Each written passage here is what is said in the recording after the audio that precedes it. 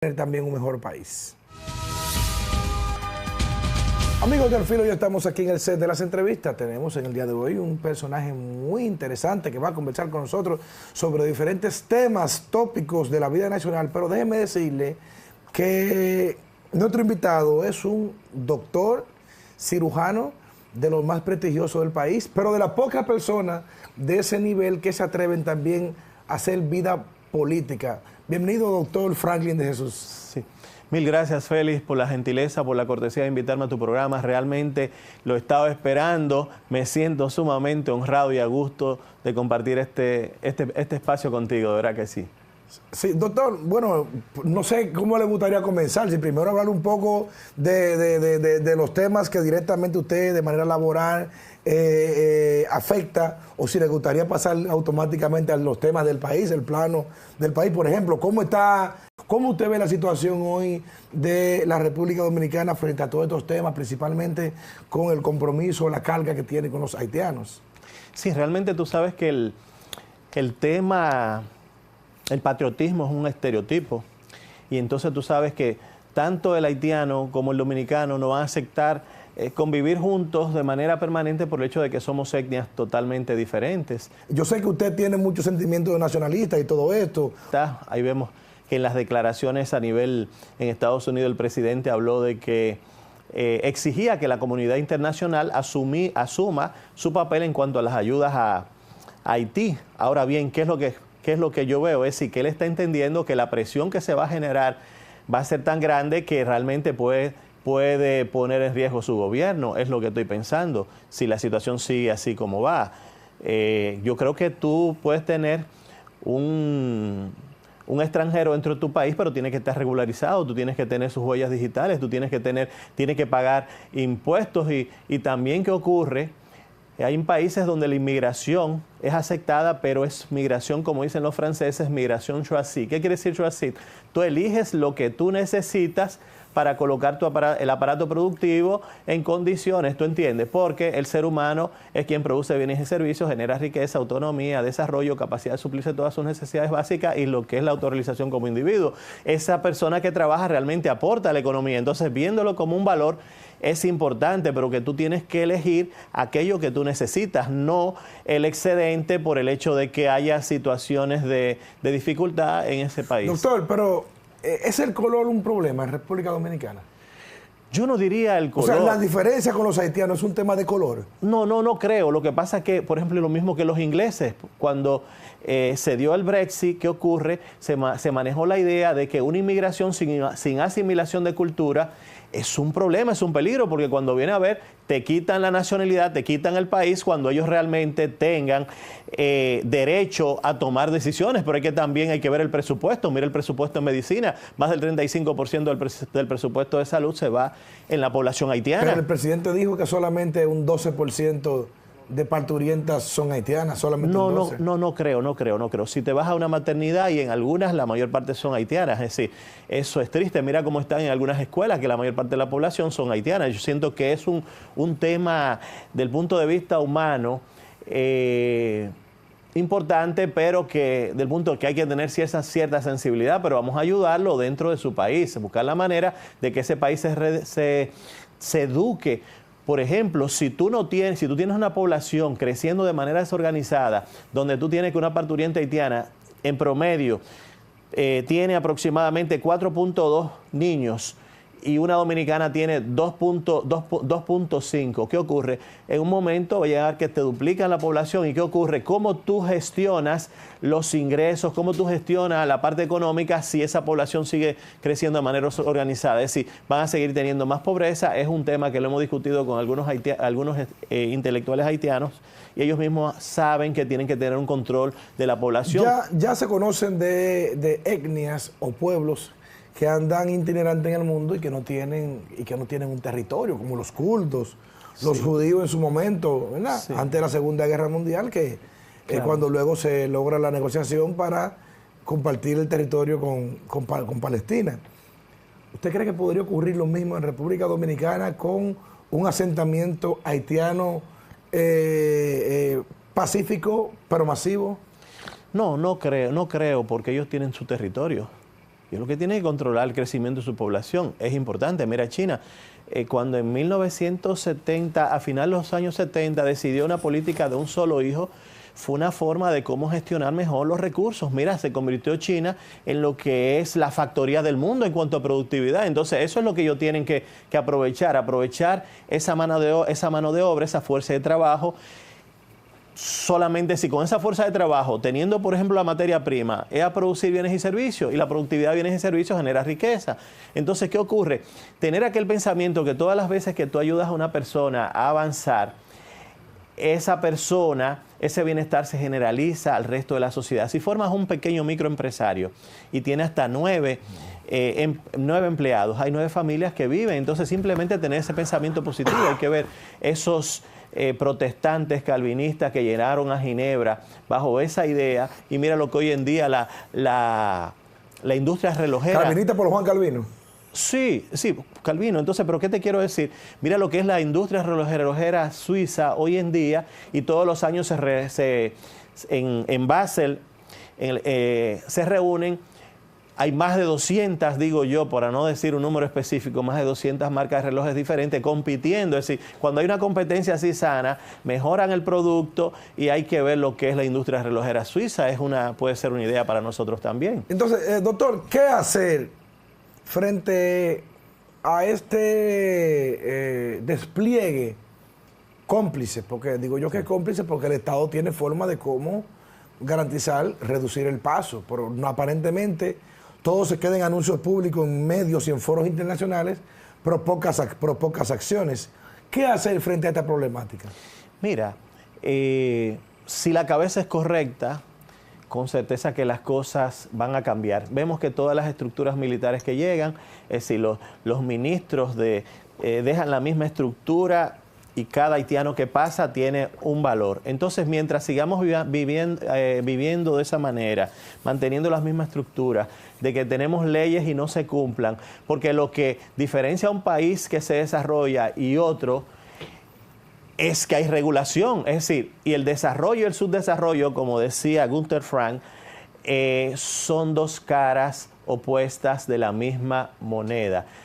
¿Qué ocurre? El más fuerte impone las normas. El más fuerte es quien explota porque tecnológicamente está mucho más avanzado. Si ese país no se desarrolla, van a seguir sacando toda esa materia prima y contribuyendo al desarrollo de otra sociedad. Entonces, en donde hay mucha pobreza es porque en el fondo hay una gran injusticia. Entonces, es sentido que nosotros que haya regulación, que realmente no los actores sociales políticos que lleguen a posiciones a posiciones de dirigencia realmente cumplan con su trabajo, es lo adecuado. Es decir, que se cumplan las leyes de migración, y todo ciudadano... ¿Y se están cumpliendo en estos momentos? ¿Usted evidencia o ve que las leyes de migración se están cumpliendo? No, realmente no. Vemos los extranjeros en las calles, que brilla por su ausencia lo que es la regulación. Es decir, andan libremente, no es como otros países donde a ti se te aproxima un policía y realmente tiene un dispositivo electrónico que hace que él busca y sabe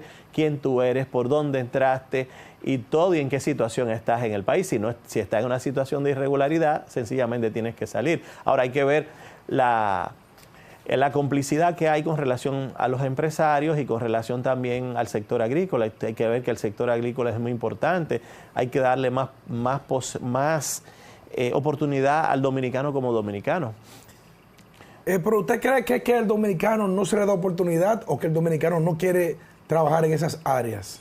No creo. Si tú generas las condiciones y tú llegas a acuerdos nobles y libres entre las partes, lo más lógico es que cuando hablamos de acuerdos nobles y libres entre las partes, y por ejemplo, si el industrial tiene un 78% de rentabilidad y divide parte de esa ganancia un poco, las cosas van a mejorar. Es decir, tú tienes que crear unos sueldos que el que trabaje se siente estimulado a trabajar. Entonces, en el sector agrícola es muy importante. Pero en el sector agrícola a los haitianos le está yendo muy bien. Es que el dominicano no quiere hacer trabajo forzado. Eso es lo que dicen los empresarios de esas áreas. Hay que ver cuánto le están pagando. Hay que ver por qué. Porque sencillamente están emigran fuera de nuestro país, buscando, y todo el que emigra buscando la manera de tener una mejor condición de vida. Es Es decir, ahora con estos sueldos que tenemos, sueldos de mendigos laborales, donde tú te pones a ver que un 68% de las personas que cotizan en la TCS ganan menos de 30,000 pesos, cuando la canasta básica está en 45,100 pesos. Imagínate cómo están viviendo. Tú tienes un 82% de la población en condiciones de vulnerabilidad financiera y además tienes un 49% de la población, es decir, teniendo que tomar prestado para comer. Personas que, por ejemplo, muchas veces hasta lo meten preso por el hecho de que tiene un año que no ha podido, que no trabaja, buscando un trabajo, y por orgullo la esposa hace así, bueno, no, vas a la cárcel, le colocan 6 meses preso porque no puede pagar 2.500 pesos de renta para su hijo. Doctor, de verdad que el tema nacionalista o nacionalismo es un tema que apasiona. Porque hay dos cosas que generan emoción. Bueno, 3. El béisbol o el deporte en su conjunto. El deporte, la religión, la política, diría también, pero al mismo tiempo le podría ligar la política y el nacionalismo. ¿Cree usted que la República Dominicana en estos momentos, a nivel de identidad, está en crisis? Hemos incorporado muchos modelos de cultura que no son, es decir, que incitan, por ejemplo, a amar la ignorancia. ¿Cómo cuáles, por ejemplo? Por ejemplo, vamos a suponer, con todo el mayor respeto, porque respeto al otro, cada ser humano tiene el derecho a hacer lo que quiera con su vida. Pero cuando tú ves, por ejemplo, los muchachos que hoy en día se colocan los pantalones y se sientan más en los pantaloncillos y muchas veces los pantalones están rotos. Yo recuerdo que cuando estuve en Oxford, hay algo que te dicen, ¿por qué se aprende más? Le enseñan desde niño, hasta los mismos niños cuando tú los sensibilizas, esa educación inicial, cuando tú le enseñas a ser formales, a tener disciplina desde niño, todos esos niños en Oxford, porque existe la ciudad universitaria, pero también existen los colegios dentro de la misma ciudad universitaria, que lo enseñan desde niño a ser organizado y todo es una virtud. Por ejemplo, tú tienes lo que se llama, dentro del cerebro hay varios sistemas de memoria y el cerebro se habitúa, si no lo utilizas, se habitúa a no usar la memoria. Entonces, ¿qué ocurre? Está la memoria episódica que está a nivel de la parte anterior, lo que nosotros llamamos el hipocampo. El hipocampo es la quinta circunvolución de lo que es el lóbulo temporal del cerebro. Entonces, en ese espacio está también lo que se llama parte del sistema límbico, que tiene que ver con la emoción. Todo lo que tú aprendes asociado a miedo o emoción, tú lo fijas. Está la memoria temprana, cuando tú recuerdas los nombres de los amigos, la memoria tardía de los recuerdos de la infancia. Y entonces, muchas veces cuando tú pasas las cosas desde una memoria episódica a una memoria de procedimiento, ya tú has creado el hábito, ya lo haces automáticamente, y que no se dé como estamos ahora, que tenemos los niveles de educación muy bajos. Si te pones a ver las últimas evaluaciones PISA, realmente fuimos el país en número, por ejemplo, en nivel, el 146 de 148 países evaluados. Es decir, que tú veas que se están gastando diariamente en educación 1.148 millones de pesos diarios, y que los resultados sean eso, a todas luces de abusivo, lo rechazamos. Creo que habría que cambiar los actores y habría que cambiar el modo, hay que cuestionar esos resultados de educación, porque si algo se puede determinar es que un proceso educativo te garantiza mayor conocimiento, mayor efectividad en las empresas, pero también te da mayor compromiso con la patria, porque conocen sus símbolos patrios, conocen su historia, conocen todo. Ha habido un descuido en la formación educativa conceptual, histórica de los niños de la República Dominicana, que a muchos no conocen o no les importa. No, yo creo que no ha sido descuido. Lo que pasa es que el conocimiento y la integridad van de camino. La integridad sin conocimiento es débil y el conocimiento sin integridad es peligroso. Si tú no colocas las personas adecuadas, con certeza que tú no vas a conseguir un buen resultado. Tú lo que tienes que ver habitual, por ejemplo, copiar a aquellos que hacen aquellas personas que son brillantes, y sencillamente. Entonces, el tema de educación es un tema complejo. Realmente tú te vas a un examen y vas a tener que colocar una idea, pero tienes que recordarla. Es como el alma del hombre. Sí, la educación tiene que ver con la esencia de lo que es el ser humano. Y cuando tú hablas del alma, habla de ese correlato de pensamiento. Y cuando ese correlato de pensamiento es explicado desde el punto de vista celulares histológicos de lo que es una neurona, lo que es una dendrita, lo que son astrocitos, lo que son es decir, y ver toda esa plasticidad de conexión neuronal, pero también, es decir, no solamente el punto de vista estructural, está el punto de vista, es decir, el punto de vista estructural histológico, está lo que es la biología ortomolecular. Si hay algún componente, si el sodio baja, ese niño es letárgico. Si, por ejemplo, tú tienes, algunos de los cofactores que tienen que ver con neurotransmisores importantes que intervienen en esa conexión de ese pensamiento, por ejemplo, la serotonina, la dopamina, si no tienes el triptófano, que por ejemplo, la mayor parte de la serotonina hoy en día se produce a nivel del tubo digestivo. Entonces, tienes el factor... ¿Depende de qué come entonces? ¿Cómo? Depende de qué come. Depende también, es decir, depende histológicamente, depende de la biología ortomolecular, de la bioquímica, de la química, depende de las estructuras. Si tú te pones a ver, mientras más sentido tú le agregas a la educación, más posibilidades tiene de aprender. Si tú te pones a ver un solo sentido, por ejemplo, puede ser la vista, pero el ojo tiene una cámara anterior, donde hay una cámara anterior, donde está el humor acuoso, la posterior, el humor vítreo, hay un cristal, lo que se empaña cuando tienes, por ejemplo, una catarata, es el cristalino. Pero después de ahí viene el cerebro. ¿Qué va el cerebro? En la parte posterior del ojo están los conos y bastones de la retina, luego está lo que es el nervio óptico, el quiasma óptico, la cintilla óptica. Hay un centro de relevo dentro del cerebro que se llama tubérculo geniculado lateral del tálamo a través de las radiaciones ópticas grateoles, llega a la parte posterior del cerebro, que es el lóbulo occipital, donde hay áreas de movimientos oculares, de conocimiento visual y de asociación. Entonces, ¿dónde está la inteligencia del hombre? ¿Dónde? La inteligencia del hombre está en todo el cerebro, pero ¿dónde específicamente? En la parte central, que es el sistema reticular activador ascendente, donde están todas esas fibras de conexiones, que es una copia exacta de lo que es el universo. Ninguna estrella usted la ve así separada una de la otra, todas están conectadas. Y existe, por ejemplo, dentro del universo, una fuerza gravitacional que es 1% superior a la resistencia de todos los cuerpos celestes, si no lo contrario, si fuese superior... Doctor, vamos a hablar un poquito de política, pero vamos a hacer una pequeña pausa. Regresamos, cumplimos con unos compromisos y ya regresamos para ver si usted también tiene ese conocimiento que ha mostrado en áreas como la educación y el nacionalismo, también hablando de política. Pausamos. Amigos, ya regresamos. Conversábamos sobre el tema educativo como condición para el nacionalismo. Usted me explicaba que hay una condición de retroalimentación, de aprendizaje, y decía, ¿qué falta entonces? Sí, no, realmente cuando tú eres más educado, tú llegas a un respeto inusitado por el otro. En ese sentido, por ejemplo, faltan los métodos, los abordajes. Cuando tú lees, por ejemplo, puedes captar un 10%. Si oyes a otro leer, puedes captar un 20%. Si le enseñas cartas... Regrese para atrás. Si usted lee... tú captas un 10% de lo que tú lees. Okay. Si escuchas a otros leyendo, captas un 20%.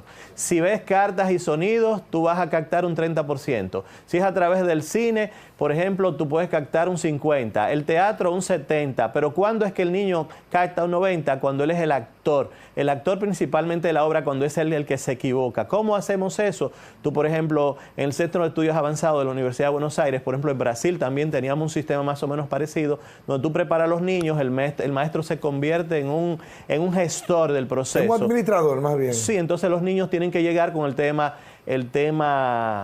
con dominio del tema, que lo han leído. Entonces, ¿qué ocurre? Tú colocas dos grupos y esa competencia sana, demostrando uno que sabe más que el otro, aquello, o imponerse dentro del grupo, eso hace que... Mira, Agustín Laje cuando vino aquí al país. Sí, claro. Agustín Laje, ¿qué pasa? Mira cuando su conversación con el doctor Héctor Heredia, quizá el doctor Héctor Heredia tenía todas las mayores condiciones porque quizá tenía un nivel de estudio más elevado. Más conocimiento, pero menos capacidad de comunicar. No, lo que pasa es que el doctor Héctor Heredia pudo utilizar sus recursos de conocimiento de la misma psiquiatría. Cuando la otra persona llega un momento que se sale fuera de su autocontrol, pero tú tienes que saber que Agustín Laje estaba hablando de un tema que se lo ha leído quizás 100, 200 veces. Que es un polemista también. No, pero que ya ha colocado esa información, no dentro de la memoria episódica, sino dentro de la memoria de procedimiento, es decir, que está a nivel posterior. Ya lo hace automático, es lo mismo que tú quieras hacer. ¿Cuál es la diferencia? ¿Memoria episódica y memoria...? La memoria episódica es la memoria de los recuerdos, está en el hipocampo, que es la quinta circunvolución del lóbulo temporal. Entonces, ¿qué ocurre? cuando tú colocas de esa memoria a una memoria de procedimiento, ya tú lo haces habitualmente, ya tú eres brillante. Entonces, eso la memoria de procedimiento es la que está al clic, solamente hay que captarlo y se va. No, ya tú lo haces automáticamente. Era como Mohamed Ali decía, que el éxito depende de la sumatoria de pequeños esfuerzos. Cuando tú haces ya algo, un hábito, ya tú lo haces automáticamente sin necesidad de pensarlo. Entonces, a eso es que tiene que enseñar a los niños. Entonces, no solamente está el tema de los métodos, también está el tema de las inteligencias múltiples. Tú tienes que descubrir cuál es el talento que ese niño tiene. Entonces hay niños que tienen una inteligencia, que es el tema de Howard Gardner, que tiene que ver, por ejemplo, inteligencias múltiples, donde está la inteligencia, la lógico-matemática, donde está la inteligencia lingüística, donde está la inteligencia espacial, donde está la interpersonal, la intrapersonal, la interpersonal y la intrapersonal. Entonces también está la keynesiana, también los deportistas que tienen esa facilidad para hacer muchas cosas, de patillarse, correr y todo, es un tipo de inteligencia. Pero déjame aprovechar su conocimiento en el área. ¿Qué nos pasa cuando tú tienes una información que tú la sabes y tú dices, la tengo en la punta de la lengua, pero no recuerdo la información? Excelente pregunta. Simplemente darles un poquito más de tiempo al cerebro y esa información va a llegar. Quizás por la presión, por el estrés, si estás un poco más relajado, es lógico que la vas a tener más rápido. Es decir, eso tiene que ver con lo que es la plasticidad. La plasticidad, cuando, por ejemplo, se investigó el cerebro con Miriam Diamond, que fue la última que descubrió que el cerebro de Albert Einstein no tenía más neuronas, no, tenía más plasticidad, es decir, más conexiones y otras células que son células gliales y astrocitos, que son importantes en la inteligencia del ser humano.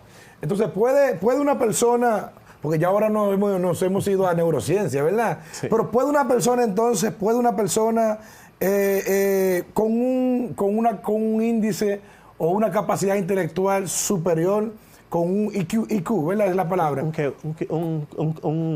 QI. Sí, un IQ superior, sí. Y otro con uno inferior, el de inferior tener mayor capacidad de comunicación, porque la información la tiene más externa que interna. Todo es una práctica. Hay que ver, por ejemplo, cuando llegó a este mundo tan avanzado de la tecnología, ¿qué hace? El cerebro se va habituando a no utilizar la memoria. Entonces, ¿qué pasa? Los niños están agotando su nivel de serotonina. La serotonina tiene que ver con la atención. Para tú aprender, tú tienes que atender, tú tienes que dedicarte, darle un poco de tiempo. Entonces, ¿qué ocurre? Si no hay atención, entonces tú no aprendes. Tú necesitas la computadora para poder...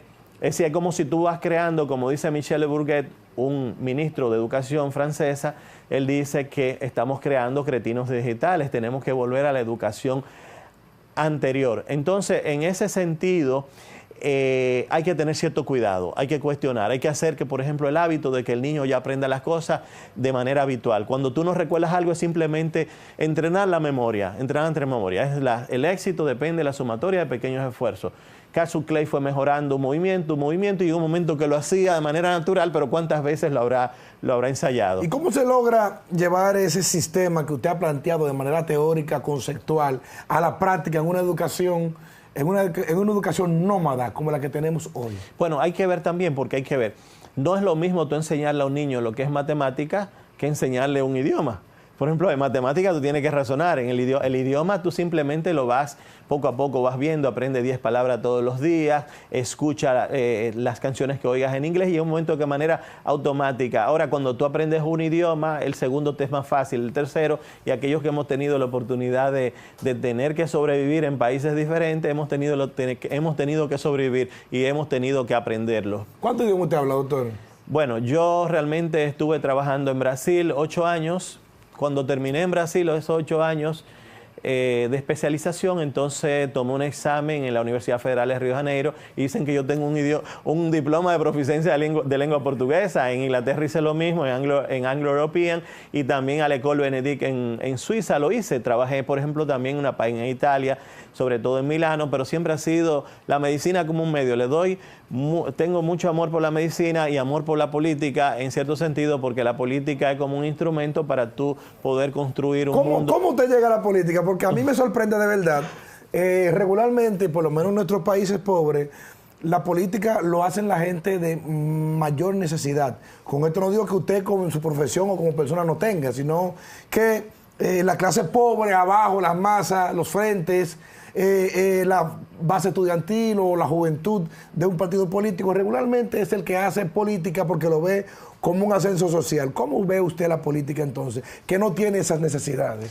Mira, yo realmente, la política es un arte. A mí me gusta la política como arte, como opinión, como un mecanismo de hacer algo por el otro. Yo creo en eso, creo en que todas las veces que tú ayudas al otro a avanzar, podemos avanzar todo. Ese bienestar se generaliza al resto de la sociedad. Es decir, yo creo que podemos mucho hacer. Ese tiempo vivido fuera me da una oportunidad de cambiar la postura que tuve anteriormente. Para mí República Dominicana era lo máximo, para mí las mujeres de República Dominicana eran más lindo, pero ¿qué pasa? Tú aprendes a mirar la vida por una ventana un poco más amplia y te das cuenta que esos países también son también bonitos, y ver cómo invierten tanto en la educación de su gente. Es decir, son países que muchas veces son desarrollados, pero tienen estados que son más pequeños, más transparentes, más confiables, y aquí tenemos un estado grande que es ¿cómo diríamos? El creador de todos los empleos. El benefactor. Entonces no puede ser así. El Estado lo que tiene que ser un regulador para crear las condiciones para que el sector privado se desarrolle. Doctor, ¿cómo ve usted los partidos políticos de la República Dominicana en estos momentos? Mira, están... Primero, frente a las ideologías que hoy aparentemente no existen. No, porque hasta los países, mira, el mismo Vladimir Putin, hace 3 semanas él habló, Rusia mantuvo esa ideología para poder controlar el país, pero hoy en día ellos no hablan de socialismo ni nada de eso. Ellos hablan de un tipo de patriotismo moderno. Los mismos chinos ya no hablan de socialismo, ya lo que hablan es de una economía de mercado, porque es la única manera de ir luchando en contra de lo que es la exclusión social, la marginalidad y la pobreza. Es decir, hoy en día China es otra cosa, las ideologías se han echado a un lado, y si te pones a ver, tú necesitas tanto el sistema capital, porque hasta el mismo Carlos Marx amaba el capitalismo, es decir, amaba el capital porque es la única forma de que la riqueza se multiplique, pero ¿qué es lo que tenemos que exigir? Es que se distribuya. Ahora, esos grandes aportes del socialismo, como son la cesantía, el derecho laboral, por ejemplo, vamos a suponer las vacaciones y todas esas grandes reivindicaciones a favor de la clase obrera, vienen del socialismo. Hay que ver, hay que tomar un punto intermedio, es decir, sería un centrista. Es un tema ahora mismo de discusión, el tema de la cesantía. Es un tema de discusión que los empresarios dicen de que la cesantía es una retranca para el desarrollo de la industria. ¿Qué opinión le merece? No. Lo que hay que llegar a acuerdos nobles entre las partes. Por ejemplo, el dueño de los medios de producción, Carlos Marx, planteaba que tuvimos equivocado en ese sentido, o tuvieron la muerte de tantos jóvenes dominicanos y muchos latinoamericanos porque se habían leído el manifiesto. El manifiesto, por ejemplo, decía, que es una de las obras de Carlos Marx, de que los medios de comunicación... ¿Manifiesto comunista? Sí, de que los medios de comunicación había que tomarlo en base a la revolución, y no es así. Juan Bosch planteó una forma de transformación pacífica a través de la educación. Yo creo que lo que hay que llegar, por ejemplo... ¿Es una dictadura con respaldo popular? Yo diría, ¿qué te puedo decir? Bueno, el caso de Lenin fue una dictadura con respaldo popular. Recuerda que cuando ellos perdieron las elecciones, que llamaron una elección, Fanny Kaplan, el atentado que Fanny Kaplan le hizo a Vladimir Lenin, que le dio 2 disparos, fue porque ella era contrario a que no era una dictadura, a lo que ellos querían. Eso fue lo que impusieron por tantos años, sometieron un país a falta de desarrollo hasta un momento que llegó al límite, y por eso fue que se cayó, es decir, pero fue importante en su momento para poder mantener la integridad territorial en ese momento. Entonces, ¿cómo los partidos políticos pueden mantener hegemonía filosófica, conceptual, de que un miembro esté educado, que esté formado, que tenga una educación plena, que pueda tomar decisiones correctas, si no hay ningún tipo de control educacional, formación y educativo? No, nosotros, por ejemplo, en mi partido tenemos que volver a la mística, a los métodos de trabajo, a esa formación que existía. Por ejemplo, tenemos que volver a los métodos de trabajo con relación a la toma de decisiones, con relación a la... es decir, tenemos que fortalecer todas esas habilidades que sí existían. Ahora, ¿cómo se ha mantenido un partido durante 103 años? Simplemente eligiendo un método que sea en base a una meritocracia. La meritocracia es la única forma de generar igualdad y democracia, de tú elegir lo mejor. ¿Por qué? Porque lo que estamos detrás debemos sentirnos orgullosos de que quien está adelante es la persona más preparada. Y si nosotros tenemos el capital el activo más importante que tenemos dentro de mi partido, que es el Partido de la Liberación Dominicana, es el capital humano. Tenemos los mejores técnicos desde el punto de vista de gestión, desde el punto de vista de estrategia, desde el punto de vista de operatividad, desde el punto de vista de previsión y de procesos y de realizaciones. Nosotros fuimos mejores y lo demostramos. Es decir, ¿qué está pasando hoy en día con un... ¿Y qué pasó con el tema corrupción entonces? ¿Qué está señalado? Sí, no, realmente tú sabes que en todo, lo que es el hecho de ser corrupto o no, es algo que es inherente al ser humano, no a la entidad. La entidad sigue siendo la misma. Ahora, tenemos que reconocer que hay algunos que se salieron fuera de rumbo y que en vez de elegir ser correcto o incorrecto, eligieron ser incorrecto. En vez de ser justo, injusto. Hoy en día no tenemos un sistema de justicia. El sistema de justicia, aquí no hay igualdad de derechos. Y si no hay igualdad de derechos, no hay posibilidad de desarrollo. Es decir, ¿qué vas a hacer? Tú tienes un 4% de la población que controla la mayor cantidad de la riqueza. Es decir, el 1% tiene el 22% de toda la riqueza que se produce anualmente. Entonces, ¿qué ocurre? Es el doble que en países desarrollados. Tienes un 4% que independientemente trabajen o no trabajen, ya han generado intereses para poder vivir toda su vida y de generación en generación y que no se gasta. Hay un 11% que sí vive, pero en base a préstamos, tienes buenos autos, y el 85% de la población está en malas condiciones. Hay entre un 82 y un 83% de personas en condiciones de vulnerabilidad financiera. Es decir, ¿qué hemos elegido todos los años? Cada gobierno que pasa, todas las elecciones, cada gobierno deja un déficit. Se gastan el dinero que podríamos invertirlo en las personas, se gastan en ganar una elección. En ganar una elección, porque aquí no se gana elección muchas veces por talento, sino se gana comprando a las personas, convirtiendo a las personas en activos, en mercancías, y luego lo que le interesa es sacar los beneficios de esa inversión que se ha hecho, no política. Eso es clientelismo, eso es servilismo, eso es politiquería. Mira el gobierno actual, al nivel de endeudamiento que nos ha llevado. Es decir, de 44.000 millones que teníamos de hoy, tenemos por encima de los 74.000 millones. Nadie había tomado tanto prestado.